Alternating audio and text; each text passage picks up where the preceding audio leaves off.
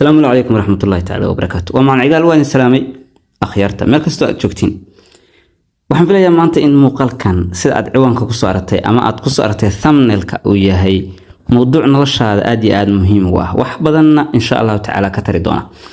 muuqaalka intaan si fiican ugu guda gelin haddaad nagu cusub tahay subscribe dhe muuqaalkan like noo saara aad baad mahadsantihiin. muuqaalkan wuxuu ku saabsan yahay afartan nooc ee caqliga bili aadanka u kala baxo. waxaa jirta afar nooc oo caqliga bili aadanka ku saabsan.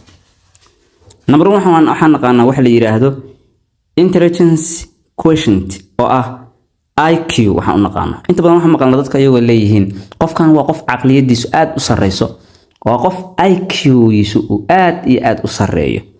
laakiin samaantay casharka aan halkan kugu soo gudbin doono wuxuu noqon doonaa mid xaqiiqdaas ka bedela. haddii aan number 1 ka dhignay IQ-da waxa weeye awoodda qofku u leeyahay in uu wax fahmo.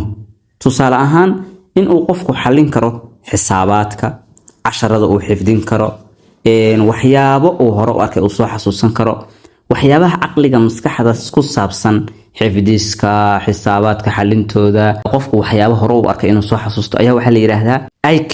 caqliga labaad insha Allah ta'ala ku soo gudbin waxa la yiraahdaa emotional quotient EQ. tani waxa weeye awoodda qofku u leeyahay in uu la saaxiibo ama uu la nabdo oo nabad uu kula noolaado dadka kale, in uu waqtigiisa ilaashado, in uu noqdo qof og noloshiisa in mas'uuliyad ay ka saaran tahay, inuu noqdo qof daacad ah, inuu noqdo qof dadka kala xushmeeya. marka emotional quotient-ga EQ waxa weeye waa qof aan ku fiicnayn inta badan markii dhanka xogaa laga fiiriyo inuu wax xifdiyo, laakiin saaxiibo badan dadka ayuu la saaxiibi karaa, waqtigiis qof ka fakaro weeye, waa qof mas'uuliyad isaara, waa qof ciddii la saaxiibtana aan khiyaano kula dhaqmin, waa qof haddana aan isla weyneyno cilmi kasta oo barto dadka xushmad u hayo oo xushmaynayo.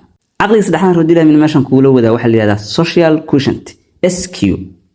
tani waxa weeye awoodda qofku u leeyahay in uu dhiso ama uu yeesho saaxiibo, haddana uu saaxiibtinimadaas waqti fara badan u joogteyn karo. lama rabo qof intuu maanta qof la saaxiiba haddana isla markii haddana qofkii ay isku dhacayaan. lama rabo qof intuu qof la saaxiibo ayaan ka bacdi haddana dhaqaale ama wax la mid ah qofkii doorsanayo. laakiin waxa laga hadlayo waxa weeye joogteynta qofkii aad la saaxiibtid iyo awoodda aad u leedahay wax kasta oo dhexdiina soo gala inaad xallin kartid. marka dadku inta badan waxay diiradda saaraan waxa loo yaqaano IQ-da, laakiin hadda intaan fiirinay IQ-da iyo EQ-da iyo SQ-da waxaa moodaa in IQ-da qof kale laga wanaagsan yahay. tusaale ahaan qofka high IQ-ga ah wuxuu ku fiican yahay waxyaabaha cashara xifdinta, maxaa la yiraahdaa maadka iyo wax inuu ka shaqeeyo. laakiin labada kale EQ-da iyo SQ-da waxay ku fiican yihiin in ay dadkii dhex galaan, dadkii la saaxiibaan, daacad u noqdaan, caqabado badan xallin karaan, in badan ay saaxiibtinimo joogteyn karaan.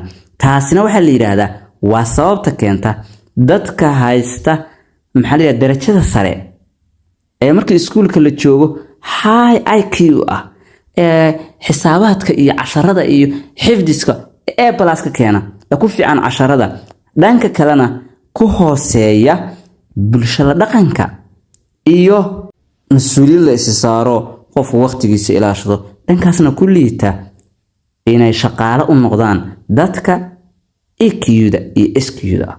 qodobka ugu dambeeya aan kusoo gabagabeynaa ama caqliga afraad wuxuu noqonayaa waxa la yiraahdo adversity quotient oo AQ la yiraahdo. tani waxa weeye awoodda qofku u leeyahay markii noloshu ay adkaato in uu adkayso, in waqti badan uu dul qaadan karo markii noloshiisa ay soo wajahdo caqabado badan, waliba asagoo oo muujinaynin wax niyad jab.